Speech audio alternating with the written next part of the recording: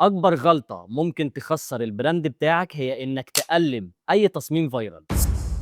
السلام عليكم صديقي المصمم، كم مرة شُفنا إعلان viral وبمجرد ما ننام ونصحى نلاقي السوشيال ميديا بتاعتنا كلّها معمولة لنفس الفكرة بس لبراندات مختلفة، ودي غلطة كتير من المصممين بيقعوا فيها، وخلّي بالك مش دايمًا بتبقى صح، وده لإننا بننسى إن لكل براند جمهور ولكل براند position وأكيد لكل براند شخصية مختلفة، وخلّينا نقول إن في فكرة طلعت viral فيها لعب وهزار وحاجات funny دي هتبقى ممتازة مع براند شبابي بيعتمد على الmemes والحاجات الfunny، بس لو رُحنا لبراند premium ورسمي الجمهور بتاعه بيدوّر على حاجة تدّي له ثقة وهيبة، أكيد حاجة زي كده مش هتنفع معاه، وساعتها الجمهور ممكن يفقد الثقة في البراند، علشان كده قبل ما تنبهر وتقول إن الفكرة دي حلوة، ركّز واسأل الفكرة دي حلوة لمين؟ هل حلوة للبراند بتاعك؟ هل هتناسب الposition وشخصية وجمهور البراند بتاعي والّا لأ؟ لو لأ، سيب الفكرة نهائي، وأنت إيه رأيك في الموضوع ده؟ قُل لي رأيك في الكومنتس، وفي النهاية أنا أحمد قابيل باقدّم محتوى عن الAI ومجال الgraphic design، ما تنساش تعمل لي follow،